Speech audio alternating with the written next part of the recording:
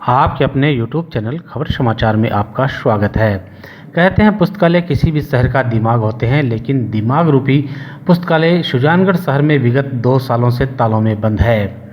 शहर के गांधी चौक स्थित मक्खू देवी चौरड़िया वाचनालय में करीब 2 साल पहले ज्ञान पिपासुओं एवं अखबार तथा विभिन्न पत्र पत्रिकाओं को पढ़ने के लिए आने वालों का तांता लगा रहता था।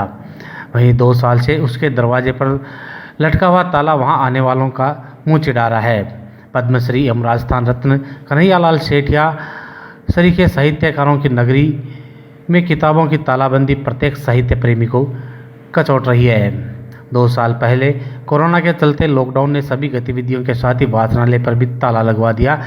अब जब सभी प्रकार की गतिविधियां सुचारू रूप से सरकार के नियमानुसार कोविड गाइडलाइन की पालना करते हुए जारी है, वहीं वाचनालय पर लगा हुआ ताला अपने ज्ञान चक्षु खोलने के लिए आने वालों को निराश कर रहा है। वाचनालय में पेंशनर्स एवं बुजुर्ग जहां अपना समय बिताने के साथ ही देश दुनिया की खबरें जानने आते थे, वहीं युवा पीढ़ी प्रतियोगी परीक्षाओं की तैयारी के लिए यहां आने वाले समाचार पत्रों एवं पत्रिकाओं से अपने सामान्य ज्ञान को मजबूती प्रदान करती थी। लेकिन ना तो युवा पीढ़ी की ज्ञान पिपासा वर्तमान में शांत हो रही है और पेंशनरों और बुजुर्गों को देश दुनिया की खबरों को जानने के लिए दूसरों पर आश्रित होना पड़ रहा है। इसी प्रकार राजकीय पीसीबी उच्च माध्यमिक विद्यालय में संचालित सार्वजनिक पुस्तकालय विद्यालय की लाइब्रेरी के साथ होने से आम आदमी को इसके बारे में जानकारी तक नहीं है। 25 मई 2001 को सरकार ने अंधविश्वास और कुरीतियों के विरुद्ध संघर्ष करने वाले स्वतंत्रता सेनानी राजा राम मोहन राय के नाम पर पीसीबी स्कूल में सार्वजनिक पुस्तकालय शुरू किया था, लेकिन पुस्तकालय की लाइब्रेरी के साथ होने से यह ज्ञान पिपासुओं एवं साहित्य प्रेमियों के लिए उपयोगी साबित नहीं हुआ। इसके बाद सरकार ने विद्यालय परिसर में अलग से भवन बनाया, जिसका 25 जनवरी 2017 को तत्कालीन सांसद राहुल कस्वा एवं तत्कालीन विधायक खेमाराम मेघवाल ने लोकार्पण किया। सर्व शिक्षा अभियान के तहत निर्मित इस पुस्तकालय का नाम पद्मश्री राजस्थान रत्न कन्हैयालाल सेठिया के नाम पर कन्हैयालाल सेठिया राजकीय सार्वजनिक पंचायत समिति पुस्तकालय भवन रखा गया, लेकिन परिणाम वही ढाक के 3 पात रहे। भवन तो बन गया, लेकिन इसमें ना तो फर्नीचर आया ना ही पुस्तकें आई और यह उद्घाटन के बाद हमेशा के लिए ताले में बंद हो गया। यह तो भला हो कोरोना का, जो प्रशासन ने अपनी ज़रूरत के समय इसे याद करते हुए कोविड वैक्सीनेशन केंद्र बना दिया। अब यह रोज़ खुलता है, लेकिन यहाँ पर ज्ञान पाने के लिए आने वालों को निराश होना पड़ता है। वहीं यहाँ आने वालों को कोरोना वैक्सीन लगाने का कार्य स्वास्थ्य कर्मियों द्वारा किया जा रहा है।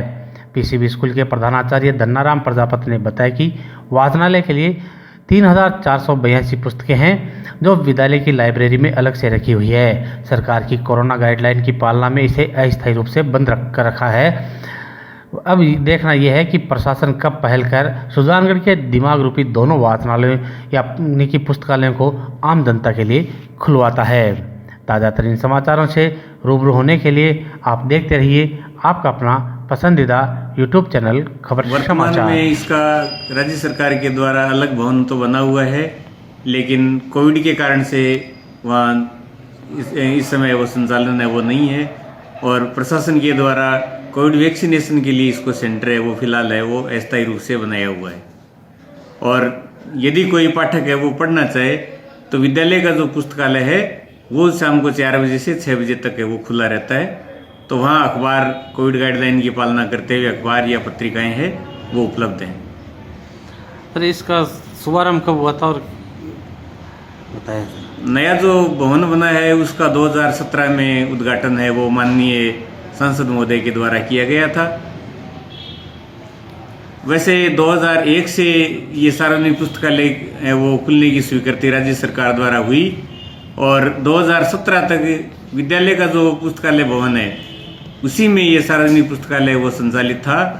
और 2017 में पुस्तकालय के लिए अलग से भवन, जो विद्यालय का खेल मैदान परिसर है वहाँ अलग भवन है वो बना, वहीं संचालित है। और फिलहाल कोविड गतिविधियों के कारण इसका संचालन है अस्थायी रूप से बंद है। 1.5 लाख की आबादी वाले सुजानगढ़ कस्बे में एक भी पुस्तकालय का ना होना अपने आप में आश्चर्य का विषय है। कहा जाता है कि कोई भी पुस्तकालय एक नगर का दिमाग होता है। हम ये माने कि अगर सुजानगढ़ में पुस्तकालय नहीं है तो इस नगर का जो बौद्धिक है वो नहीं हो पा रहा, इस नगर का दिमाग नहीं हो पा रहा। तो इसी कारण यहाँ बच्चों में पढ़ने की जो प्रवृत्ति है वो नहीं हो रही। हमारे यहाँ पे लंबे समय से मक्खू देवी वाचनालय जो गांधी चौक में स्थित था वो एक वाचनालय के रूप में था और वहाँ पर अनेकों प्रकार की पत्र पत्रिकाएं आती थी, अखबार आते थे, उसके माध्यम से पाठक उन्हें पढ़ते थे। लेकिन पिछले 2 सालों से वो वाचनालय भी बंद पड़ा है। इससे अलावा हमारी मांग पर केंद्र सरकार ने पीसीबी स्कूल के अंदर एक कन्हैयालाल सेठिया सार्वजनिक वाचनालय पुस्तकालय के नाम से एक पुस्तकालय की स्थापना की थी। दुर्भाग्य ये रहा कि 3-4 साल बाद में भी उस पुस्तकालय में कोई पुस्तक नहीं है और एक दूसरे पुस्तकालय को जो पीसीबी स्कूल में संचालित था उसकी पुस्तकें वहाँ रखी गई थी और अब उसे कोविड सेंटर बना दिया गया है। तात्पर्य ये है कि सुजानगढ़ में पुस्तकालय के नाम पर कोई भी एक ऐसी जगह नहीं है जहाँ पर व्यक्ति आकर पुस्तकें पढ़ सकता है और पुस्तकों के साथ दोस्ती कर सकता है। तो ये एक बहुत बड़ा एक कारण है। और महाकवि कन्हैयालाल सेठिया के नाम से जो पुस्तकालय खोला भी गया था उसका भी पूरी तरह से उपयोग नहीं हो पा रहा। ये अपने आप में एक चिंता का विषय है। यदि आजकल यदि चाहे सरकार चाहे या प्रशासन चाहे तो ये पुस्तकालय का संचालन हम लोग कर भी सकते हैं। आजकल बच्चों में जो प्रवृत्ति है पढ़ने की, लाइब्रेरी में बच्चे जा रहे हैं, लड़के लड़कियां प्रतियोगी परीक्षा की तैयारी करने के लिए लाइब्रेरी में जा रहे हैं, तो ऐसी लाइब्रेरी की स्थापना कन्हैयालाल सेठिया पुस्तकालय में हो सकती है।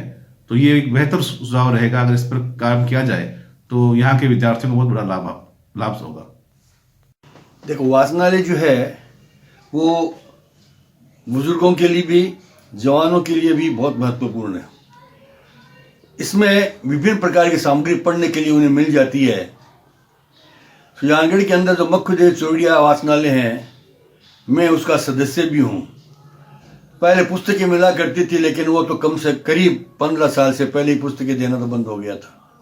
उसके बाद में अब पिछले 2-3 साल से वाचनालय भी बंद है और इस वजह से जिन लोगों को कुछ समय गुजारना होता है और अच्छे ढंग से गुजारना होता है, खास तौर से जो पेंशनर्स है या जो ज्ञान पिपासु नवयुवक हैं, वो इससे वंचित हो रहे हैं।